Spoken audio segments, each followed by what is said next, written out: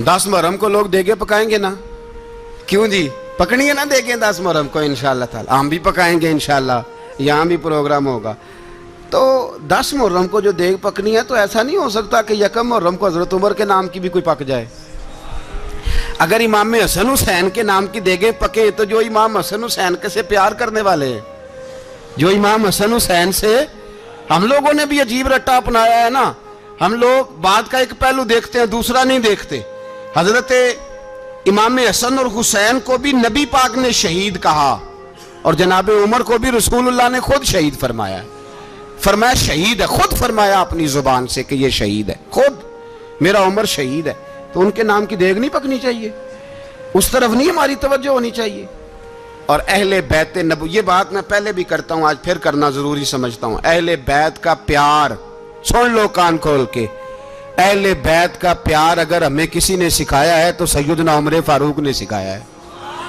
اہل بیت نبوت کی محبت اگر کسی نے سکھائی ہے تو کس نے سکھائی ہے؟ بول کے بتائیے. حضرت عمر نے. اہل بیت کا پیار ہمیں حضرت عمر نے بول کر کے سکھایا ہے. بھائی یاد رکھیں, کسی کی طاقت نہیں تھی دم مارنے کی حضرت عمر کے سامنے, طاقت ہی نہیں تھی. کیسر و کسرا کانپ جاتے تھے, جرأت ہی نہیں کرتے تھے حضرت. اور ہمارے تو تعلقات بڑے ہیں نا غیروں سے. حضرت ابو موسیٰ اشعری رضی اللہ تعالیٰ عنہ فرماتے ہیں میرا منشی سائی تھا, وہ کاتب کہتے تھے وہ لوگ, میرا حساب کتاب عیسائی تھا. تو فرماتے ہیں ایک دن میں نے وہ سارا حساب کتاب لین دین کے حضرت عمر کو دکھائے تو فرمانے لگے جس نے لکھے ہیں اس کو بلاؤ. کہنے لگے حضور مسجد نہیں آ سکتا. کیوں نہیں آ سکتا؟ کہنے لگے وہ عیسائی ہے. کہتے ہیں حضرت عمر جلال میں آ گئے. آپ فرمانے لگے جنہیں رب دور کرتا ہے تم کیوں قریب کرتے ہو؟ جنہیں اللہ دور کرتا ہے. فرمایا تم غیروں کو اگر عہدے دو گے تو اپنوں کا کیا بنے گا؟ اگر تم غیروں کو عہدے دو گے تو اپنوں کا. یہ سوچ ہے جو آج برما کے مسلمانوں کے لیے بھی ضروری ہے. کہا اگر تم غیروں کو عہدے دو گے تو اپنوں کا. ہم نے غیروں کو عہدے دیے تو دیکھا نا اپنے کس طرح کاٹے جا رہے ہیں. غیروں کو جو عہدے دے دیے جرانے سارے غیروں سے. روز دعویٰ ہوتا ہے چین ہمارا سجن ہے, چین ہمارا دوست ہے. او بھائی دوست ہے تو اس سے کہو نا کہ برما تو تمہاری ایک چھوٹی سی ریاست ہے, چین کے بغیر تو وہ سانس بھی نہیں لے سکتا. اس کو کہو نا اس حکومت پہ دباؤ ڈالے. لیکن ہم لوگوں نے غیروں کو عہدے دیے تو اپنے پس گئے. حضرت عمر کہتے تھے ذمی کا ہم ادب کریں گے, ذمی کافر کا ہم, ایسا کافر جو مسلمان ریاست کو قبول کرے, بدامنی نہ پھیلائے. ایک آدمی کو آپ نے دیکھا آنکھوں سے نابینا ہے اور بھیک مانگ رہا ہے, تو حضرت عمر کو نظر آ گیا. فرمایا کون ہو؟ اس نے کہا میں یہودی ہوں. فرمایا بھیک کیوں مانگتے ہو؟ کہا جب تک تندرست تھا مسلمانوں کو جزیہ دیتا تھا, بوڑھا ہو گیا ہوں کیا کروں. حضرت عمر نے گھوڑے کی پشت پہ بٹھایا, کافر کو گھوڑے کی پشت پہ بٹھایا اور بٹھا کے مدینے لائے. حضرت علی شیر خدا وزیر خزانہ تھے. فرمایا علی اس کا وظیفہ جاری کرو. کہا یہ کون ہے؟ فرمایا یہ یہودی ہے لیکن یہ ہمیں جزیہ دیتا رہا, بوڑھا ہو گیا بیچارہ, بھیک مانگنے پہ مجبور ہے, ہماری حکومت کے اندر رہتا ہے, اس کا پورا وظیفہ جتنا خرچہ اتنا وظیفہ لگاؤ. حضرت علی کہتے ہیں میں وظیفہ لگا رہا تھا اور وہ میرے نبی کا کلمہ پڑھ رہا تھا, وہ رسول اللہ کا کلمہ پڑھ رہا تھا.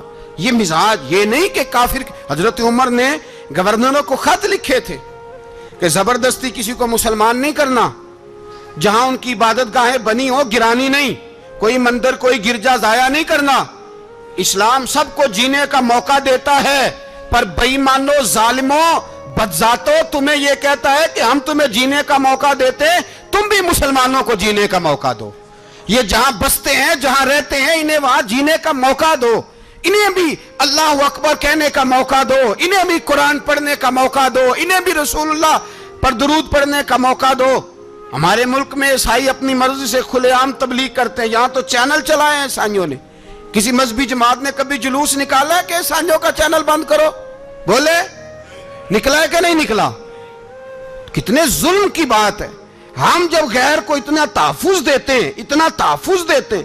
ہم نے دیکھا ہے, مجھے 20 لوگوں نے عید پہ ٹیلی فون کیے کہ عیسائیوں کو قربانی کا گوشت دے لیں, مجبور ہیں جی, دروازے پہ آ گئے ہیں, ہمارے کام کاج کرتے ہیں.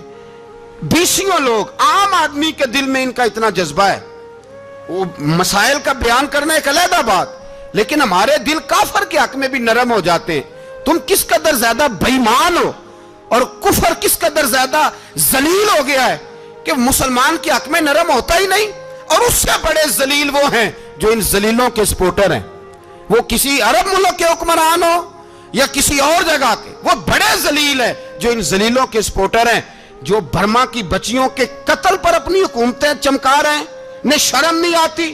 اس قدر مسلمان تڑپا ہے لیکن ان بے غیرتوں کو ذرا ہوش نہیں آئی. اور یہ ان کے کماش, ان کے دلال جو ہر جگہ ان کی سپورٹ کر کے اپنی حکومتیں قائم کرتے ہیں, ان بے ایمانوں کو پتہ نہیں کہ کب ان پر اللہ کا عذاب اترے گا اور کس طرح ان کے پرخشے اڑیں گے. تمہیں اپنی ذلت اور رسوائی نظر نہیں آ رہی کہ زمین کس طرح تمہارے لیے تنگ ہو گئی ہے؟ اس سے زیادہ اور تمہاری رسوائی کیا ہوگی؟ ڈرو اللہ سے.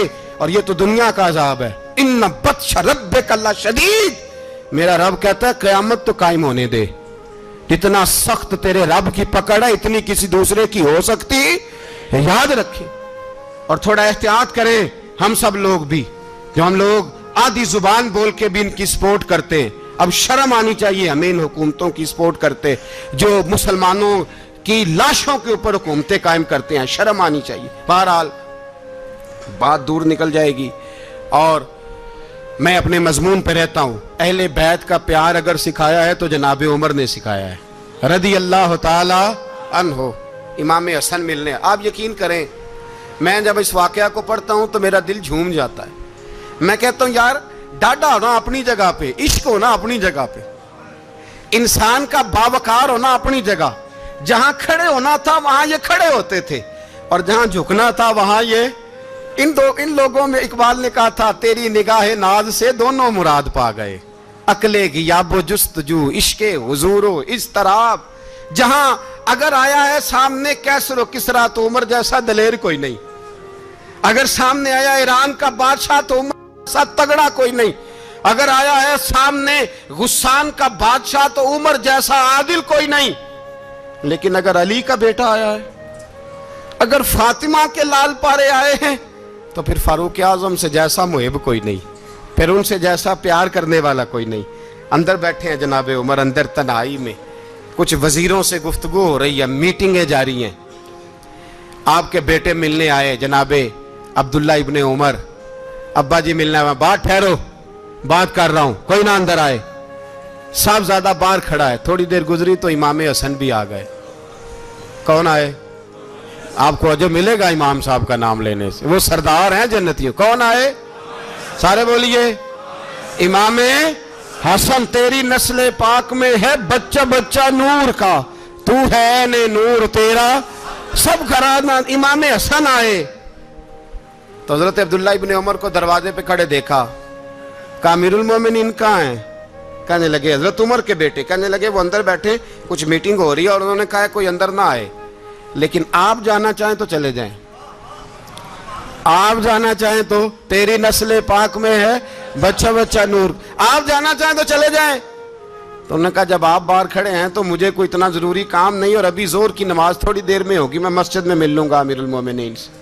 یہ بات کہہ کہ امام حسن چلے گئے. یار اتنی بڑی بات نہیں تھی, اتنی بڑی بات نہیں تھی. وہ میرے استادوں کا بیٹا بھی آئے تو کہا ٹھیک ہے جی وہ سوئے ہوئے ہیں, کوئی غرض نہیں یار میں ٹھہر کے آ جاؤں گا. کوئی بڑی بات نہیں تھی, دیکھا جائے تو بڑی بات نہیں تھی, پر بات بہت بڑی تھی اس لیے کہ یہ خالی حسن نہیں, یہ حسن ابن علی ہیں, یہ حضرت فاطمہ کے لخت جگر. حضرت عمر باہر نکلے, عبداللہ ابن عمر سے پوچھا کوئی آیا تو نہیں؟ تو کہا حضور امام حسن آئے تھے. تو کہا پھر شہزادے کو اندر کیوں نہیں بھیجا؟ کہا میں نے کہا تھا. وہ کہنے لگے اگر امیر المومنین مصروف ہیں تو میں ظہر میں مل لوں گا. حضرت عمر رونے لگے. فرمایا بیٹے تو نے اچھا نہیں کیا. پھر مسجد نہیں گئے, سیدھے امام حسن کے دروازے دستک دی.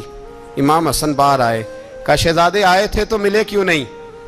تو امام حسن کہنے لگے حضور آپ کا اپنا بیٹا دروازے پہ کھڑا تھا, آپ کا اپنا بیٹا دروازے پہ کھڑا تھا, اور منع بھی کیا تھا آپ نے تو میں زور میں مل لیتا. حضرت امام حسن فرماتے جوش جذبات میں جناب عمر نے سر سے پگڑی اتار دی, جوش جذبات میں. کہنے لگے حسن میرے بیٹے کا اور آپ کا کیا مقابلہ؟ کیا اس کی ماں کا نام فاطمہ الزہرا ہے؟ کیا اس کی نانی کا نام خدیجۃ الکبریٰ ہے؟ کیا اس کے نانے کا نام محمد مصطفیٰ ہے؟ آپ उसका क्या मुकाबला। फिर रो पड़े और कहने लगे बेटे मैं मक्के के सहराओं में ऊंट चराया करता था, ये जो मेरे सर पर इज्जत के बाल हैं ये तेरे नाने के उगाए हुए, मैं मक्के के खबरदार शहजादे खबरदार। ओ भाई अहले बैत नबुव्वत के अदब का रंग अगर सिखाया है तो सैयदना उमर ने सिखाया है। हजरत उमर फारूक अथॉरिटी है, इस्लाम की अथॉरिटी। यकम मुहर्रम हजरत उमर की शहादत है। यहूदी बोल उठा, काफिर बोल उठा। अगर 6 महीने उमर दुनिया में और रहते तो दुनिया में कोई काफिर मौजूद न होता। 6 महीने। और जब इस बतले जलील का जनाजा उठा, अल्लाह बुखारी पढ़िए ना, अल्लाह मरजुकना शहादतन फी सबीलिक, अल्लाह बिस्तरे की मौत ना देना, शहादत की देना। उमर शहीद हुए, मस्जिद नबी में नमाज पढ़ाते। और जब जनाजा उठा तो मदीने का फिर पीछे जो दलेर बचे वो मौला अली थे। मौला अली, जनाब उमर का जनाजा उठा तो सबसे पहली हाय जो निकली वो हजरत अली की जुबान से निकली। और हजरत अली सारी दाढ़ी आंसुओं से भर गई। लोगों ने कहा कि अली क्या हुआ? फरमाने लगे तुम देख नहीं रहे जनाजा किसका उठा है, पलट के देखो तो सही, तुम पता नहीं है कौन गया है। कहा हुजूर क्या हुआ? आप फरमाने लगे उमर इस तरह के काम करके गया है, अब इनके रस्तों पे कौन चलेगा, कौन इसके जिगर राहे वफा में। मैं नक्श ऐसे छोड़ आया हूँ, मैं जिस मंजिल से गुजरा हूँ वो अब तक याद करती है। हजरत अली हजरत उमर के जनाजे पे खड़े होकर कहते हैं अल्लाह मुझे उस तरह के अमल करने की तौफीक दे जिस तरह की उमर करके गया। मेरे भाई बतले अजीज, बतले हुर्रियत हजरत उमर रदी अल्लाह ताला अन्हो, जो अपनी जिंदगी इनकलाब वाली गुजार के गए। उमर जब दुनिया से गए तो 80 दिनार का कर्जा था, 22 लाख मुरब्बा मील का हुक्मरान। और अपने बेटे से कहने लगे बेटे कोशिश करना तेरे खानदान वाले मिल के मेरा कर्जा उतार दे, मेरी कब्र पे बोझ ना रहे। और अगर खानदान वाले मदद न करें तो मेरे दोस्तों से बात करना, वो मदद न करें तो फिर अली से बात करना। इनका प्यार आपस में इतना और तू इख्तलाफ साबित कर रहा है। 80 दिनार का कर्जा छोड़कर हजरत उमर दुनिया से गए और जाती दफ़ा कह गए मेरे बाद मेरे बच्चों को हुकूमत के मशवरे में भी शामिल ना करना, हुकूमत के मशवरे में भी मेरी औलाद शामिल ना हो। इतना बड़ा शख्स इतना बड़ा रंग दे के यकम मुहर्रम को जब उमर फारूक का विसाल हुआ तो बेटे से कहने लगे अम्मा आयशा से जाके कहो मेरा भी नबी पाक के रोज़े में दफन होने को दिल करता है।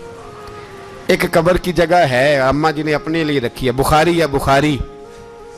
हजरत आयशा के पास साहबजादे गए, कहने लगे अम्मा जी उमर को जख्म लग गया है, हालत बड़ी परेशानी वाली है। वो कहते हैं अगर अम्मा इजाज़त दें।